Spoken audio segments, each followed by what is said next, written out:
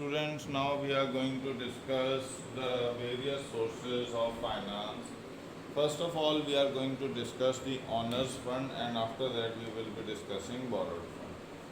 So we have said owners fund is that fund which belongs to the proprietor.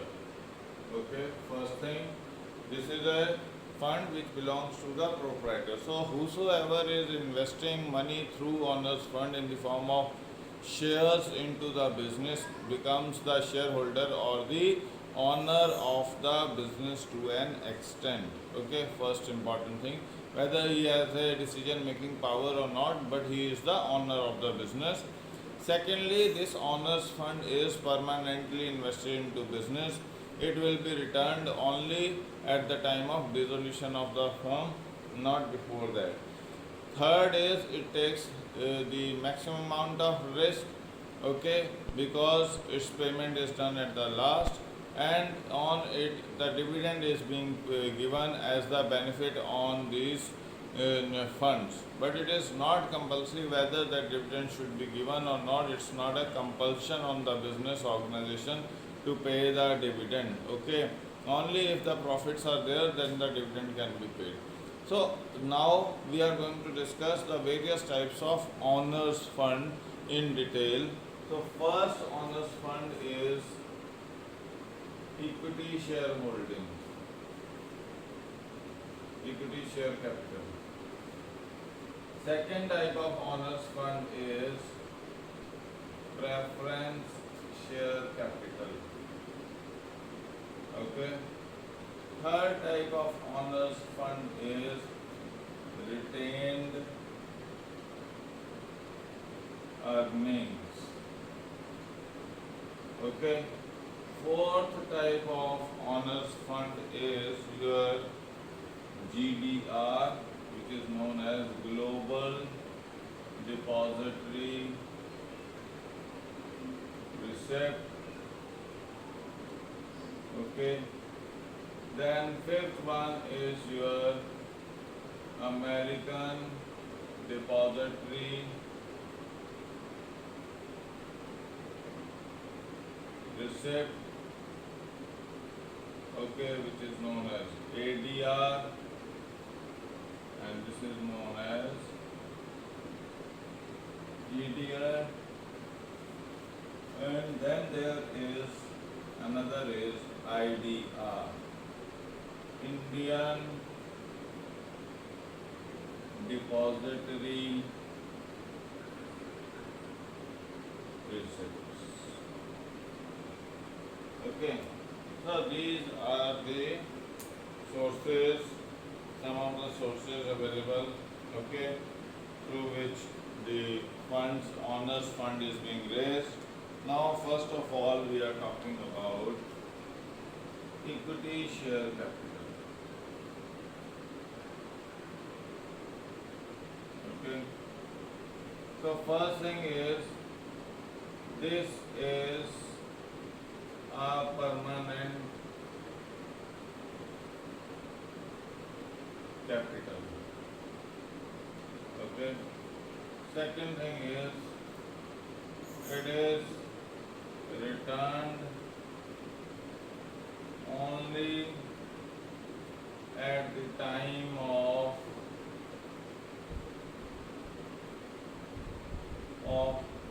dissolving the firm. Okay. Third is, it receives benefits in the form of dividend out of profits. Okay. Fourth is, it bears maximum risk of losing money. Okay. Fifth is, it holds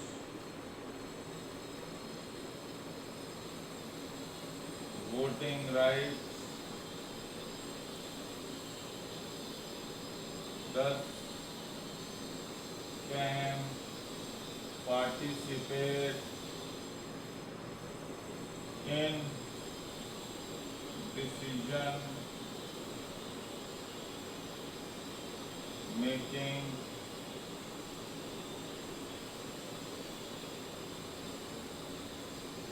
of the business। तो equity share capital, और इसे कहते हैं, it is also known as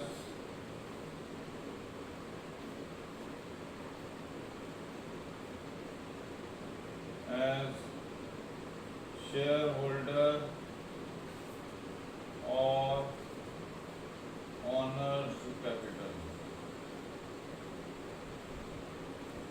okay, तो ये आपके पास है इक्विटी शेयर कैपिटल। ओके, तो इसमें सबसे बड़ा है कि रिटर्न इसकी, जब returns in the form of dividend मिलती है, इसके ऊपर मैच्योरिटी इसकी नहीं है, परमानेंट कैपिटल है, जब तक बिजनेस चल रहा है तब तक ये पैसा इन्वेस्टेड रहेगा, और जैसे ही बिजनेस वाइंड अप हो जाएगा इस पैसे को वापस कर दिया जाएगा। ओके, देन अनदर इज कि ये सबसे ज़्यादा रिस्क बियर करता है, मतलब अगर कंपनी को लॉसेस हुए तो सारों की पेमेंट कर दी जाएगी, और एंड में जब थोड़ा बहुत पैसा बच जाएगा तो वो इसको वापस लौटा दिया जाएगा। अगर कुछ भी नहीं बचता है तो he will bear the maximum risk, mean अपनी सारी की सारी जो इन्वेस्टमेंट है वो लूज़ करने के चांसेस हैं इस केस में। ओके, इसको हम ऑनर्स कैपिटल भी कहते हैं और शेयर होल्डर भी कहते हैं, और इनके पास वोटिंग राइट्स होता है एक बिजनेस में, डिसीजन मेकिंग में ये इंटरफेयर कर सकते हैं। तो ये एक अनदर इम्पॉर्टेंट एस्पेक्ट है। और एक इम्पॉर्टेंट एस्पेक्ट और रह गया इसमें, दैट इज इट इन्वॉल्व्स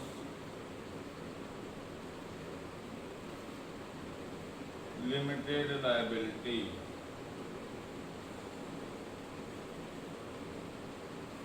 तो जो भी इसकी लायबिलिटी है इस बिजनेस फॉर्म में, वो लायबिलिटी लिमिटेड है to the extent of capital invested into the business. तो जितना पैसा इन्वेस्ट किया, अगर आपने 1 लाख रुपया इन्वेस्ट किया तो आपकी लायबिलिटी 1 लाख से ज़्यादा नहीं हो सकती, सिर्फ 1 लाख रुपए तक ही लिमिटेड रहेगी। That is the another important aspect. तो ये कुछ इसके फीचर्स हैं इक्विटी शेयर कैपिटल के, कि ये परमानेंट कैपिटल है। ओके, ये रिटर्न सिर्फ डिज़ोल्व, जब फर्म को डिज़ोल्व किया जाता है तब दी जाती है, और इसमें जो बेनिफिट्स हैं वो in the form of dividend provide किए जाते हैं। और ये सबसे ज़्यादा लॉस बियर करता है, क्योंकि इसका पैसा सबसे एंड में रिटर्न किया जाता है, जब सबको पैसा दे दिया जाता है उसके बाद इसका पैसा रिटर्न किया जाता है। और इसके पास वोटिंग राइट्स होते हैं जिसके थ्रू ये इंटरफेयर कर सकता है into the working of the business organisation, and these are also known as share holders और ऑनर्स कैपिटल। और इसकी जो लायबिलिटी है वो लिमिटेड है to the extent of investment in the business. तो ये आपके पास इक्विटी शेयर कैपिटल के फीचर्स हैं। अब हम आ जाते हैं merits and demerits of equity share capital. Okay ji,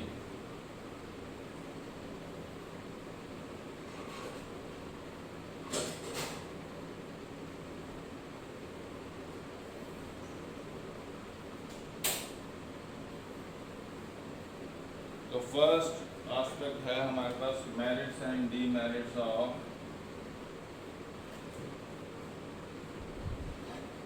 merits हैं।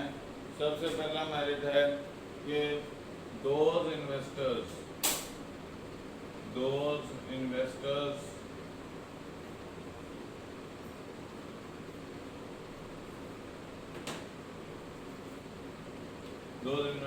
who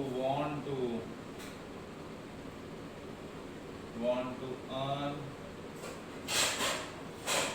maximum returns as well as who are ready to undertake risks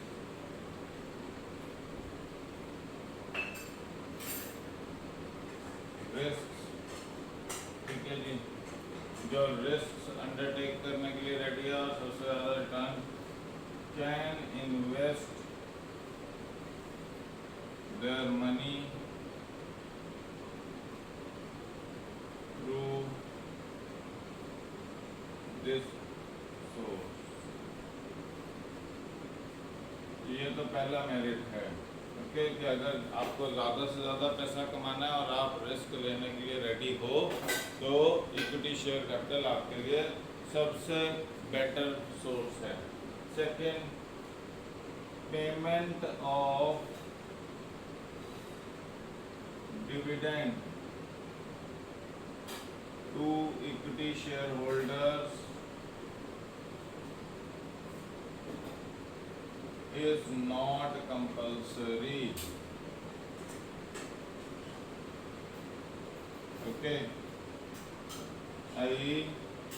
dividend will be paid only out of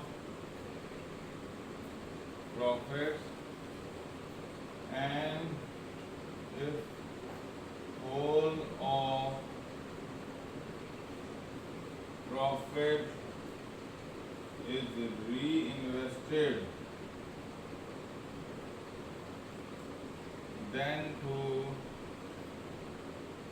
there is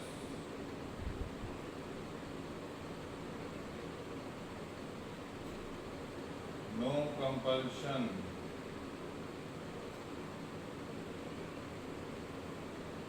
to pay dividend। तो dividend payment कोई compulsory नहीं है कि आपको dividend pay करना ही करना है। आप डिविडेंड चाहो तो दो, नहीं चाहो तो मत दो ओके। और डिविडेंड सिर्फ प्रॉफिट्स में से पे किया जाता है और अगर आपके के सारे प्रॉफिट्स री इन्वेस्ट कर दिए हैं बिजनेस में तो then there is again no compulsion to pay dividend to the share holders out of profits. तो ये आपके पास सेकंड इम्पोर्टेंट एस्पेक्ट है कि डिविडेंड पेमेंट जो है वो कंपल्सरी नहीं है। थर्ड है it is a source of fixed capital. It is a fixed capital i.e. it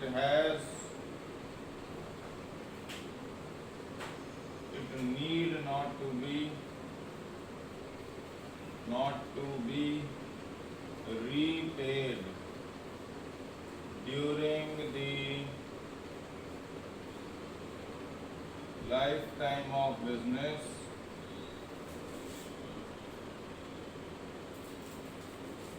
okay and has no charge on it। तो आपको ये पैसा ज़रूरी नहीं है during the life time return करना ओके और इस पर आपको कोई इंटरेस्ट कोई चार्ज भी नहीं लगाया जाता। तो ये एक आपके पास फिक्स्ड कैपिटल है जो आपके बिजनेस में बिजनेस एक्टिविटीज़ को स्मूथली कैरी आउट करने में हेल्प करता है। Then next important benefit is it provides credit standing। It creates credibility of the business okay as it provides assurance to investors that business has sufficient capital to safeguard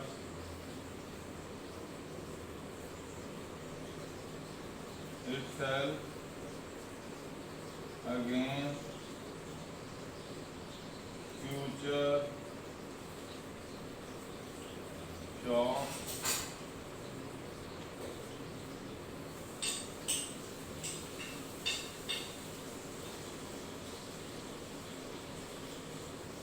तो यहाँ आपके पास credibility है और इस credibility के basis पे कि आपके पास बहुत सारी कैपिटल है, कैपिटल वो इन्वेस्टेड है in the form of assets in the business, तो उससे आपकी क्रेडिबिलिटी, आपकी गुडविल क्रिएट होती है मार्केट में कि आपके पास सफिशेंट रिजर्व्स अवेलेबल हैं, सफिशेंट फंड्स अवेलेबल हैं और उसके बेसिस पे आपको लोन इजीली प्रोवाइड किया जा सकता है।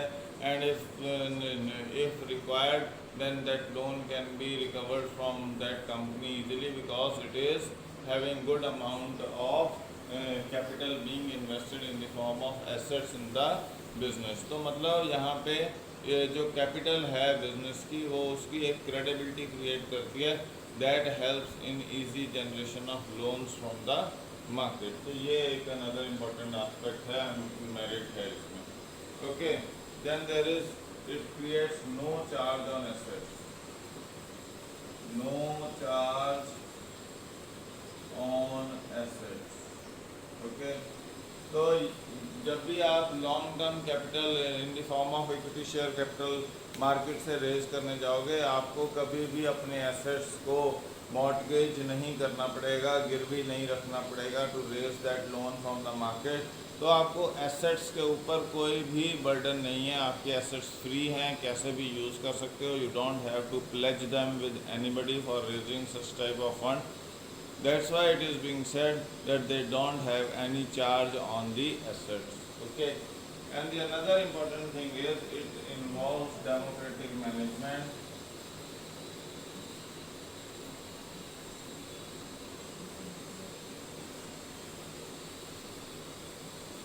Okay, because every investor in the business has a right over the voting and they can decide what decisions to be taken up, what decision not to be taken up। So when everything is being decided after due consultation amongst the shareholders, the major shareholding individual who are part of the board of directors, when due discussion deliberation is being carried on for deciding whether to take up a particular decision or not, in that case the management is carrying out all the activities in a participative way and that's why it is being known as or considered as a democratic management। Okay, अब हम चलते हैं इसके demerits. Demerits क्या हैं इनके?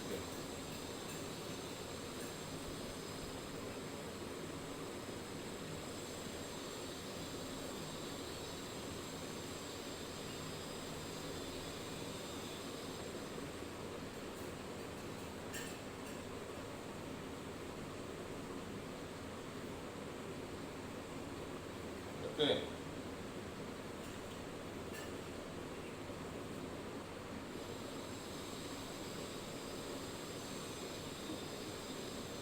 so the first demerit is risk of fluctuating returns। इसमें जो डिविडेंड है वो कोई कंपल्शन नहीं है कि उसकी परसेंटेज सेम रहेगी, 10%, 20%, ऐसे कोई फिक्स नहीं है। वो डिपेंड करता है प्रॉफिट्स के ऊपर।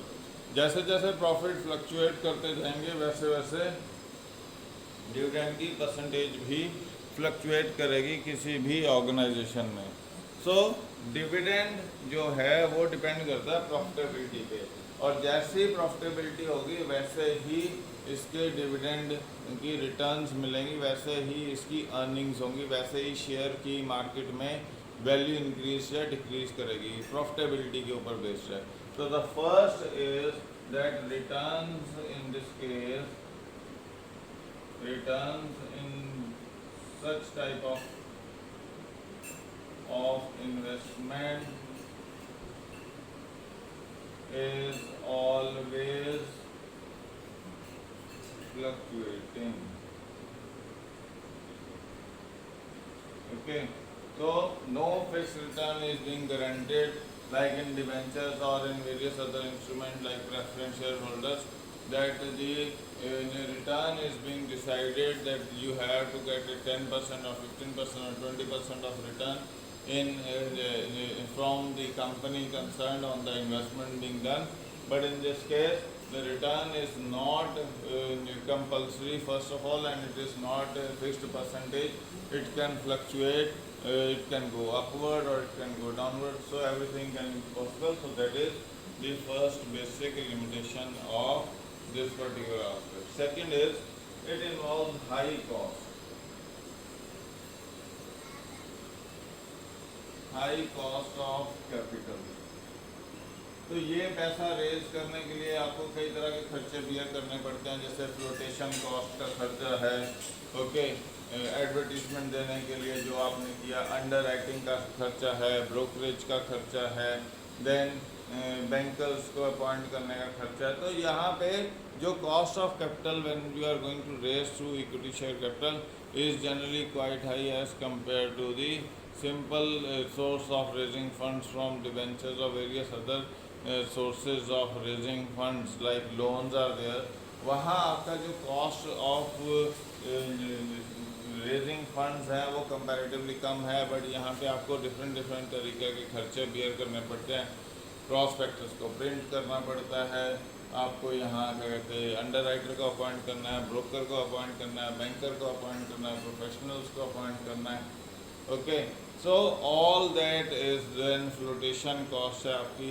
तो ये सारी एक्टिविटीज़ मिलके आपकी जो फंड रेजिंग कैपेसिटी है उसको इफ़ेक्ट करती है, और जो उसकी कॉस्ट ऑफ रेजिंग फंड्स है वो कंपैरेटिवली हाई हो जाती है, which will not yield the justifiable interest which they could have otherwise yielded। तो ये आपके पास प्रॉब्लम आ गई है इसमें कि the cost of raising funds from the market is comparatively quite high in case of equity share capital। फिर है आपके पास dilution of control।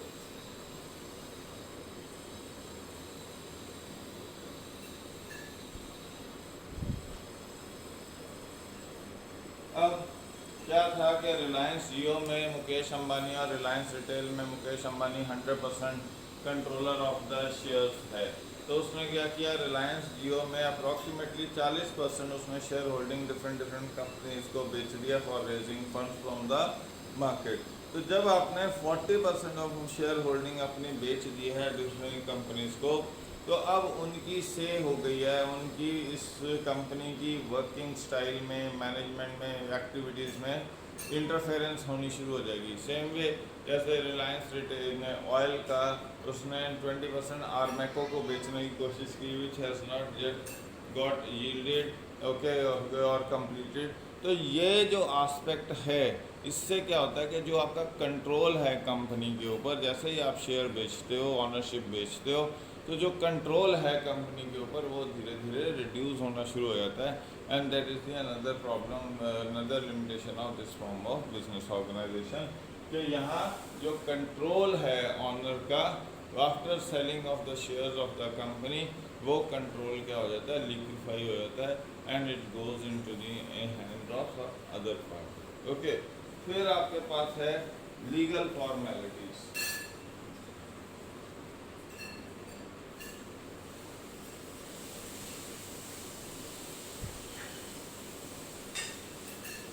Okay, legal formalities क्या कहते हैं कि you have to fulfil various legal provisions, legal acts and formats have to be filled up as per the legal requirement, then only you are being allowed to raise funds from the market। तो वो आपको delay करता है, वो आपकी cost को increase करता है, और वो आपको फ्रस्ट्रेट भी करता है कि आपको परमिशन नहीं मिल रही अपनी कंपनी के शेयर्स लॉन्च करने की। And that is the another problem with this form of business, कि यहाँ बहुत सारी लीगल फॉर्मेलिटीज़ को फुलफिल करना पड़ता है before getting the actual funds being raised from the market, so that is the another problem, okay। Then there is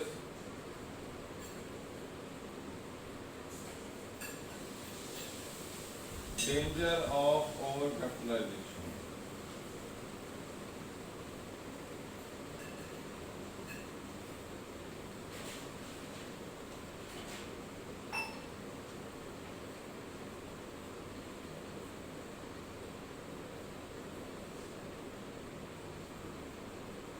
danger of over capitalisation.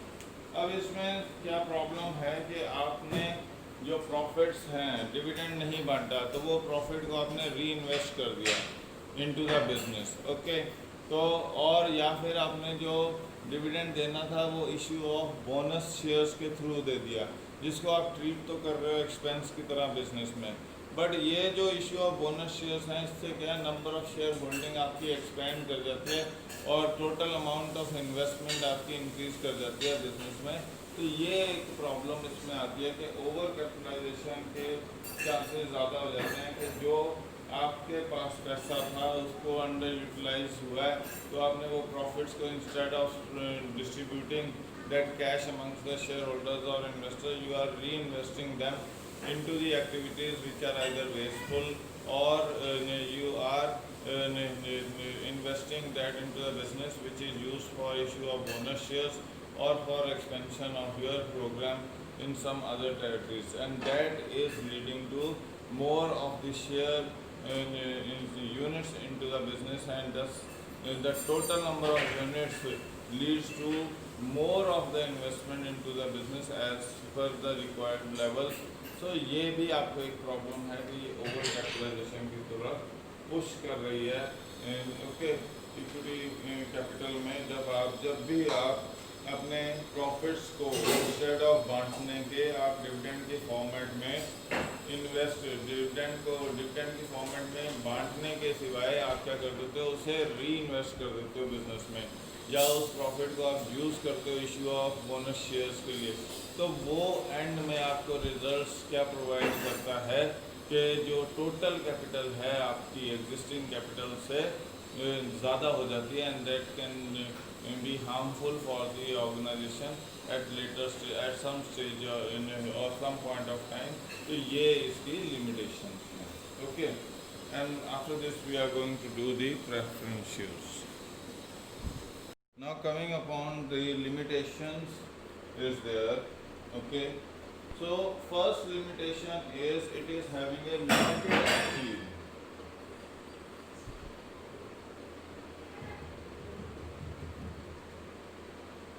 Okay, limited appeal मतलब कोई दरख्वास्त नहीं है। लिमिटेड अपील मतलब बहुत कम लोग ऐसे मिलेंगे जो इस तरह के पैसे में, इस तरह की इन्वेस्टमेंट में इन्वेस्ट करने में इंटरेस्टेड होंगे, बिकॉज एक तो आपको यहाँ कोई वोटिंग राइट नहीं है, दूसरा आपको फिक्स रेट ऑफ इंटरेस्ट मिलना है। ओके, जब तो कंपनी कम कमा रही है तब तो ये बहुत अच्छी ल्यूक्रेटिव इन्वेस्टमेंट लगेगी, बट जब आपका कंपनी की रिटर्न्स हाई होनी शुरू हो गई तो ये जो पैसा है आपको लिमिटेड अमाउंट, मतलब एक फिक्स्ड अमाउंट देनी है, उसके बाद आपको कुछ भी ज़रूरी नहीं है। ओके, तो यहाँ आपकी प्रॉब्लम्स तो वही हैं कि जैसे इक्विटी शेयर कैपिटल वाले का सारा पैसा डूब जाता है, तो यहाँ आपके पैसे के भी डूबने के चांसेस पूरे हैं। बट इसमें आपको सिर्फ एक बेनिफिट है कि आपको फिक्स रेट ऑफ इंटरेस्ट मिलेगा, फिक्स रेट ऑफ डिविडेंड मिलेगा, और वो भी तब जब कंपनी कम प्रॉफिट कमा रही है। जैसे ही आपके फंड्स से कंपनी ज़्यादा पैसा कमाना शुरू करेगी तो आपको कोई स्पेशल बेनिफिट्स नहीं मिलेंगे। तो इसलिए बहुत कम लोग ऐसे हैं जो ज़्यादा कमाना चाहते हैं, ज़्यादा रिस्क लेने के लिए रेडी हैं, they want to earn higher rate of returns, they are least interested into this type of funds. Only old aged people who feel that okay, this company is a good one, Reliance or Tata or L&T, such type of blue chip companies, if they have offered preference shares capital investment, then they will invest, क्योंकि उनको एक assurance रहती है कि मेरे को हर साल 10 से 12% 15% का रेट ऑफ रिटर्न मिलता रहेगा, and that they will be happy with that particular, के उनका पैसा फिक्स्ड रहेगा, सेफ रहेगा और उनको एक रिटर्न मिलती रहेगी। तो वो उनके लिए वही लोग इसमें इन्वेस्ट करते हैं। Otherwise it is not much asked for और much seeked after investment source by the young population or the people who are interested in taking a higher rate of risks to earn a higher rate of return. First benefit, first limitation, sorry. Then second is it dilutes the claim of equity shareholders, dilutes the claim of equity share holders. Okay, तो equity share holders का कैसे dilute करता है claim कि ये अपनी assets के ऊपर इनका भी कंट्रोल होना शुरू हो जाता है। तो जब कंपनी वाइंड अप होती है तो एसेट्स को जब सेल ऑफ करके पेमेंट रीपेमेंट किया जा रहा होता है तो सबसे पहले तो डिवेंचर होल्डर्स की रीपेमेंट करते हैं और उसके बाद इन इक्विटी शेयर्स को मिलना चाहिए था पैसा, बट बीच में क्या आ गए, प्रेफरेंस शेयर होल्डर्स आ गए। तो ये पहले इनकी रीपेमेंट होगी, उसके बाद नेक्स्ट लेवल पे इक्विटी शेयर कैपिटल वालों की रीपेमेंट होगी। तो यहाँ जो उनका कंट्रोल था इक्विटी शेयर कैपिटल वालों का एसेट्स के ऊपर वो लिक्विफाई हो जाता है। उनकी जो उनको जो रीपेमेंट की फैसिलिटी है, they have to wait after settlement of the preference share capital holders, then only they will get the money, and that is the another limitation for equity share capital holders, that if the equity shareholders capital along with equity share capital holders, if there are preference shareholders, preference shareholders have the first preference over the assets of the company comparative to the equity shareholders। तो ये उनके लिए एक limitation बन जाती है company में कि preference share holders will take away chunk of assets to get their money back out of the company at the time of liquidation of the company. तो ये प्रॉब्लम है। फिर है unreliable and low returns.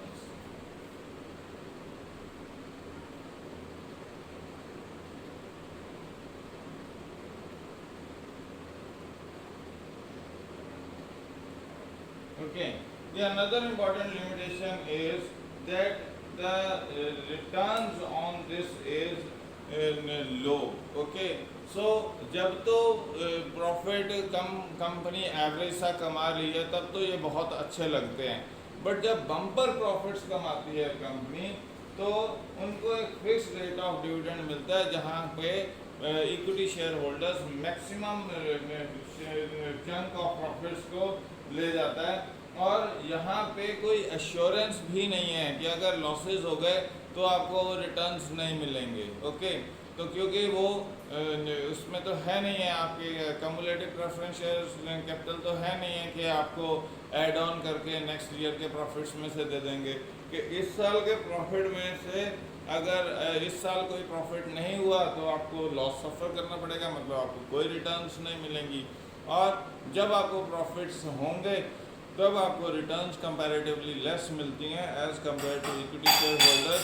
So they are not that much happy for investing into such type of investment proposition, क्योंकि इसमें जो returns हैं बहुत लो है और कोई इतनी assurance भी नहीं है कि आपको एक sufficient amount of returns मिलेंगी। ओके, तो ये जो aspect है ये भी एक अगेंस्ट नेगेटिव है, इसके अगेंस्ट है, प्रेफरेंस शेयर कैपिटल इन्वेस्टमेंट के अगेंस्ट है। That's why people are not much interested to invest through preference share capital. And then there is no tax benefit. Okay,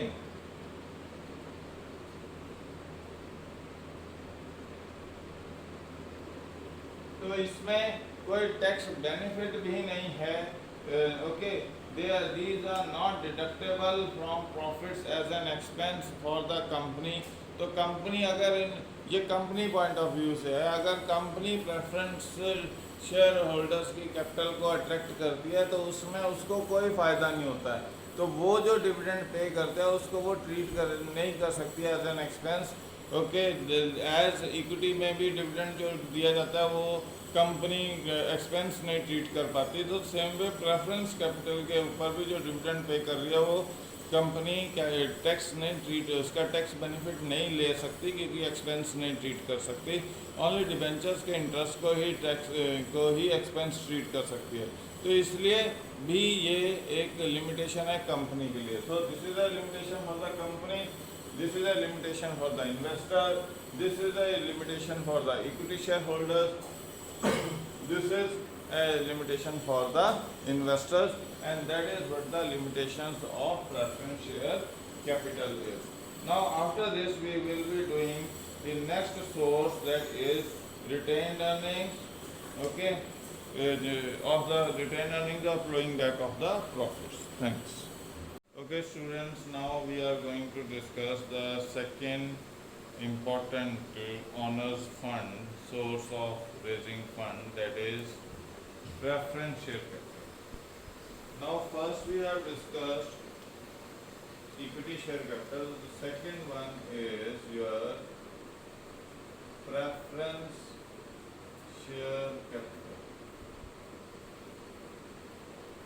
As the name suggests, that in this case the shareholders who are holding the preference share capital, they will have a preference of receiving money at the time of winding up of the company or dissolve, when the company is being wound up or dissolved. These shareholders will get the money prior to the equity shareholders, but later, not earlier than debenture holders. The first individual to receive the money is the debenture holders, the creditors, the people who have provided loan to the company, and the second individual who is authorized to receive money from the company at the time of dissolution is the preference shareholders. They have the preference to receive the money prior to the equity shareholders, the first basic thing. Second is that they are authorized to receive dividend as returns prior to equity shareholders. But इसमें फ़र्क यहाँ पे क्या है कि preference share holders का जो dividend है वो फिक्स रेट ऑफ डिविडेंड होता है, जबकि इक्विटी शेयर होल्डर्स का डिविडेंड फिक्स रेट नहीं होता है, वो वेरी करता है रहता है विद द इंक्रीज और decrease in the profits of the company. But यहाँ पे जो प्रेफरेंस शेयर होल्डर्स हैं उनको एक फिक्स रेट ऑफ डिविडेंड दिया जाता है। तो यहाँ पे ये एक बेसिक डिफरेंस है between preference shareholders and the equity shareholders. Okay, so the features of the preference share is, first is it receives fixed rate of dividend.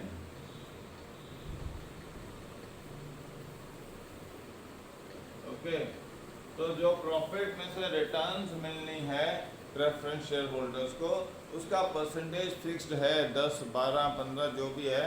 जो आपने जब इन्वेस्टमेंट की थी तब आपके रेट ऑफ डिविडेंड का परसेंटेज फिक्स कर दिया गया कि जब भी आपको प्रॉफिट्स होंगे तो ये परसेंटेज आपको प्रोवाइड की जाएगी out of profits in the form of returns on the investment you have done out of the profits of the company. So that is the first basic feature of preference shareholders. Second is repayment of capital.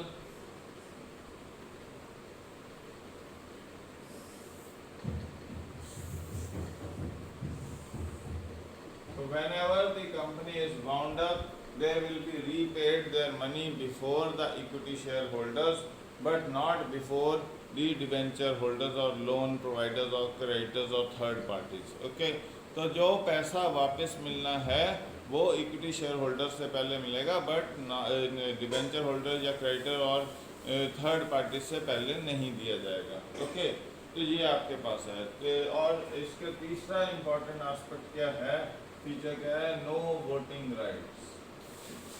Okay, unlike equity shareholders, they don't have the voting rights. equity shareholders के पास voting rights हो सकते हैं, होते हैं, वो participate करते हैं into the decision making of the company, whereas preference shareholders don't have the voting rights, so they don't have any authority to participate into the decision making function of the business। तो ये आपके पास third important feature है preference shareholders का। And fourth is no charge on assets. Okay, so जब भी ये पैसा raise किया जाता है मार्केट से, तो ये क्रेडिबिलिटी के ऊपर बेस्ड होता है। इसमें कोई भी एसेट्स को मॉर्टगेज या ऐसे ना उनको प्लेज किया जाता है before for raising such type of funds from the market. So your assets are under no burden in such type of activity and they are free to be utilized as per the requirement of the company and no burden is there on the assets of the company because of such type of funding procedure. Okay, तो यहाँ पे कोई assets आपके किसी भी compulsion में नहीं है that they are to be pledged for raising such type of funds or they have to be mortgaged like in case of loans or in case of debentures. Your assets are under mortgage before raising the money so that they give the assurance that if in case the company loses the it goes into the losses then the money will be returned after selling of the assets. तो यहाँ पे आपके assets कोई guarantee नहीं देते हैं कि अगर कंपनी लॉसेस में चलेगी तो पैसा कहाँ से रिकवर होगा। प्रेफरेंस शेयर होल्डर का या इक्विटी शेयर होल्डर्स को कोई गारंटी नहीं दी जाती है कि आपका पैसा वापस दिया जाएगा प्रिंसिपल अमाउंट। अगर लॉसेस हो गए तो यहाँ चांसेस हैं कि आपका पैसा डूब सकता है किसी भी कंडीशन में। बट जो आपके पास डिबेंचर होल्डर्स हैं या लोन्स हैं या और भी थर्ड पार्टीज़ हैं जिनसे पैसा रेज किया जाता है, हम उनको एक गारंटी देते हैं in the form of assets bye pledging the assets और मॉर्टगेजिंग द एसेट्स कि अगर कोई लॉसेस होते हैं तो उन एसेट्स को सेल ऑफ करके आपको रीपेमेंट कर दी जाएगी। तो ये डिफरेंस है बोरोड फंड में और ऑनर्स फंड में। ओके, तो इस केस में हम एसेट्स को मॉर्टगेज नहीं करते हैं, एसेट्स की कोई गारंटी नहीं देते हैं, एसेट्स पे कोई चार्ज नहीं होता है कि they will be used for repayment of the funds because these funds are free of such type of charges and in case the company suffers the losses this type of money will also suffer the losses and can be lost. No principal amount can be returned in case the company suffers a severe loss. Okay, so that is the another important feature कि जब पैसा डूबेगा, अगर company पूरी तरह से डूब गई तो ये जो शेयर होल्डर्स हैं इक्विटी और प्रेफरेंस शेयर होल्डर्स, कोई कंपल्सन नहीं है इनको पैसा वापस देने का, ये पैसा भी डूब जाएगा मार्केट में। ओके, तो ये आपके पास फीचर्स हैं इसके प्रेफरेंस शेयर कैपिटल के चार। अब आ जाते हैं types of preference share.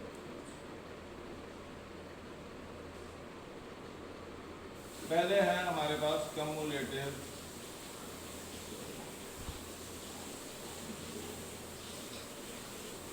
Preference share capital. इसमें क्या है कम्युलेटिव प्रेफरेंस शेयर कैपिटल में कि अगर आपके एक साल प्रॉफिट नहीं डिस्ट्रीब्यूट हुए, प्रॉफिट नहीं अर्न हुए और डिविडेंड नहीं दे पाए तो वो डिविडेंड अगले साल के प्रॉफिट्स में से दे दिया जाएगा। तो मतलब नेक्स्ट 3 इयर्स तक आप उन प्रॉफिट्स को, अगर कंटिन्यूस आपको लॉसेस सफ़र कर रहे हो और 4th ईयर में आपको प्रॉफिट हुआ है तो आप 3 साल तक का जो कम्युलेटेड प्रॉफिट है डिविडेंड है वो प्रॉफिट में से पे ऑफ कर सकते हो लास्ट ईयर के प्रॉफिट में से। मतलब 3 साल, ऐसे नहीं कि 4th ईयर में से करोगे कि 3 कंटिन्यूस ईयर्स हैं तो अगर फर्स्ट ईयर में नहीं मिला तो सेकंड में, सेकंड ईयर में नहीं मिला तो थर्ड ईयर में, मतलब फर्स्ट ईयर, सेकंड ईयर और थर्ड ईयर का डिविडेंड थर्ड ईयर के प्रॉफिट्स में से मिल सकता है। तो ये कम्युलेटिव प्रॉफिट प्रेफरेंस शेयर्स हैं कि मतलब आपका जो डिविडेंड है वो ऐड ऑन होता चले जाता है और 3 साल तक ये ऐड ऑन हो सकता है, उससे ज़्यादा नहीं हो सकता। नॉन कम्युलेटिव प्रेफरेंस शेयर्स कौन से होते हैं? वो प्रेफरेंस शेयर्स जिसमें आपका डिविडेंड कम्युलेट नहीं होता। ओके, मतलब अगर इस साल आपको डिविडेंड नहीं दे पाई कंपनी तो वो डिविडेंड आपका अगले साल के डिविडेंड में ऐड ऑन नहीं होगा, वो यहीं पे एंड हो गया। तो नेक्स्ट ईयर अगर कंपनी को प्रॉफिट हुआ तो नेक्स्ट ईयर के प्रॉफिट में से उस साल का ही डिविडेंड दिया जाएगा, पिछले साल का डिविडेंड नहीं दिया जाएगा। तो नॉन कम्युलेटिव प्रेफरेंस शेयर्स वो होते हैं। फिर आपके पास है participating preference shares and non participating preference.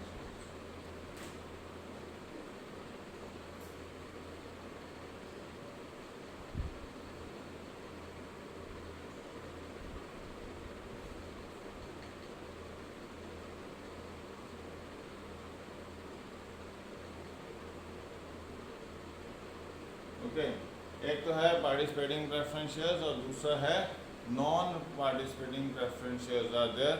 So participating preference shares में क्या है कि आपको डिविडेंड डिस्ट्रीब्यूट कर दिया, और डिविडेंड डिस्ट्रीब्यूट करने के बाद मतलब प्रेफरेंस शेयर होल्डर्स को भी डिविडेंड दे दिया और इक्विटी शेयर होल्डर्स को भी डिविडेंड डिस्ट्रीब्यूट हो चुका है, बट उसके बावजूद अगर कुछ परसेंटेज ऑफ प्रॉफिट बचता है तो इन प्रेफरेंस शेयर होल्डर्स को उस प्रॉफिट में से कुछ परसेंटेज ऑफ बेनिफिट रिसीव करने की परमिशन है। तो वो जो परमिशन आपको मिली हुई है to receive the benefits out of the profits which are left after distribution of dividend to equity share and preference share holders, उस टाइप के प्रेफरेंस शेयर्स को हम क्या कहते हैं, पार्टिसिपेटिव प्रेफरेंस शेयर होल्डर्स कहते हैं। और नॉन पार्टिसिपेटिंग प्रेफरेंस शेयर वो है जिसमें अगर after distribution of dividend okay to both the preference shares and equity share holders, if certain amount of profit is left after that distribution, then there is no right of preference shareholders to receive any amount of share from the profit that is left with the company after distribution of dividend, and that profit which is left with the company, either company can retain it in the business or can distribute to the equity shareholders as per the terms and condition। तो ये आपके पास non participating preference shares हैं। Okay, फिर आपके पास है convertible preference share and non convertible preference share. Okay, तो convertible preference share holders कौन से होते हैं कि जो आपको eight the time of maturity आप जिन प्रेफरेंस शेयर्स को इंस्टेड ऑफ पेमेंट अगर आपने ऑप्शन दी कि whether you want the payment in cash और you want them to get converted into equity share capital, so they give you an option, and if you choose the option of getting it converted into equity share capital, तो आपके shares को preference shares को अब क्या बना दिया जाएगा, equity share capital equity share holder बना दिया जाएगा आपको उस कंपनी का, और जितनी मैच्योरिटी वैल्यू जो उस टाइम आपको देनी थी कैश के फॉर्म में उसके आपको शेयर्स दे दिए जाएंगे, इक्विटी शेयर कैपिटल प्रोवाइड कर दी जाएगी। और अगर आपके non convertible preference share holders हैं फिर प्रेफरेंस शेयर कैपिटल है, तो इस केस में क्या होगा कि eight the time of maturity you don't get any opportunity of getting your preference share capital converted into equity share capital, rather आपके जो पैसा होगा वो कैश में आपको दिया जाएगा eight the time of maturity, तो उसे कहते हैं non convertible preference shares. Okay, अब हम चलते हैं merits and demerits of preference shares. First is merits में आपके पास क्या है, reasonable safety of returns.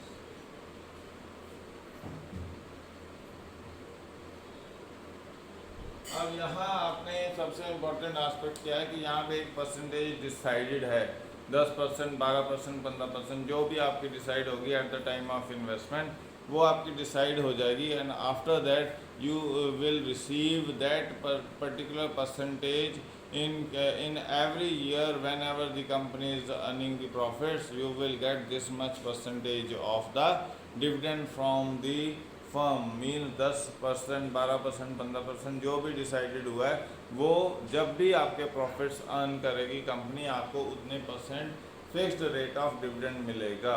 Okay, so in case the company suffers losses, you will not get the dividend. In case company earns less amount of profit, but you will get a fixed rate of dividend. But in case if you have earned more profits, then you will not get any additional benefit. You have to satisfy with the rate of interest which has been agreed at the time of investment.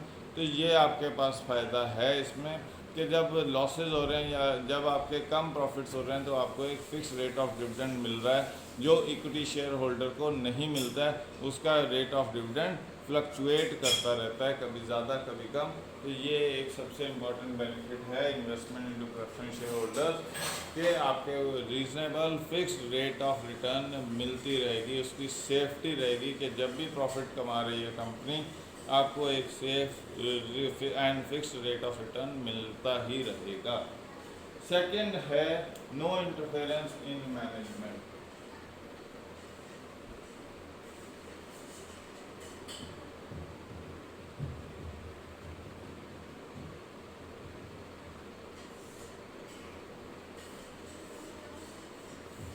ना management के लिए फ़ायदा क्या है इस तरह के share इसको इशू करने का कि ये शेयर होल्डर्स आपके बिजनेस एक्टिविटीज़ में इंटरफेयर नहीं करते, ये अपना पैसा लगाते हैं, अपनी रिटर्न्स लेते हैं और जाते हैं, मगर इनकी कोई इन्वॉल्वमेंट नहीं होती है as compare to the equity share holders जो अपना पैसा लगाते हैं और अगर उनका कंसिडरेबल वोटिंग साइज है then they interfere into the working of the organization also and that is the problem with the management। तो मैनेजमेंट को ये बहुत अच्छा सोर्स मिला हुआ है कि जहाँ जो इन्वेस्टर है वो आपके डे टू डे काम में बिल्कुल इंटरफेयर ना करे, अपना पैसा लगाए और अपनी रिटर्न्स ले और शांति से जाए, वेयर एज इक्विटी जो कैपिटल है वो क्या करती है, इंटरफेयर करती है मैनेजमेंट के डिसीजंस में।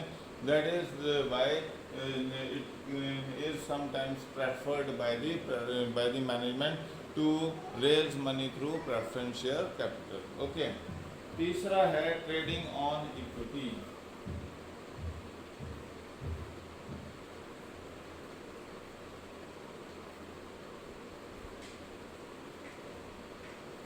ट्रेडिंग ऑन इक्विटी है कि यहाँ पे फिक्स रेट ऑफ डिविडेंड है। Okay, so it enables the company to issue a higher rate of dividend to the equity shareholders during prosperity। तो उसमें ट्रेडिंग ऑन इक्विटी का एडवांटेज मिल जाता है इक्विटी शेयर होल्डर्स को कि जब आपका एक fix rate of dividend decide कर दिया, ओके जी, कंपनी ने किसको, प्रेफरेंस शेयर होल्डर्स को, तो जब भी क्या कहते हैं कंपनी बहुत ज़्यादा पैसा कमाएगी, बहुत अच्छा परफॉर्म करेगी, तो उस कंडीशन में कंपनी इक्विटी शेयर होल्डर्स को ज़्यादा पैसा, ज़्यादा बेनिफिट बांट सकती है in the form of dividend, because A less proportion has been given to the debenture holders or preference share holders because they have the fixed rate of obligations to be met, as on the other hand there was a huge amount of profit and hence the equity shareholder is left with a large chunk of money which can then be traded with them or which can be distributed them in the form of dividend। तो ये एक benefit है preference share holders को लाने का कि आपके पास investment भी आ गई और आपको एक फिक्स रेट ऑफ डिविडेंड देना है, बट उस इन्वेस्टमेंट से आपने बहुत बड़ा एक जो प्रोग्राम था उसमें आपको फैसिलिटेशन हो गई है, फंड्स अवेलेबल हो गए हैं, you have carried out that business activity smoothly and actively, as a result you have earned huge amount of profit and now out of that profit you have to pay just a small amount to the preference shareholders and the rest of the large chunk of that profit will be distributed amongst the equity shareholders in the form of dividend, and that is what the trading on equity, and that is the another benefit of raising funds through preference shareholders, that you don't have to distribute large amount of money amongst them when the profits are being earned, but you get a huge amount of money in the form of funds for investment into the business activities। okay, then repayment of principal amount।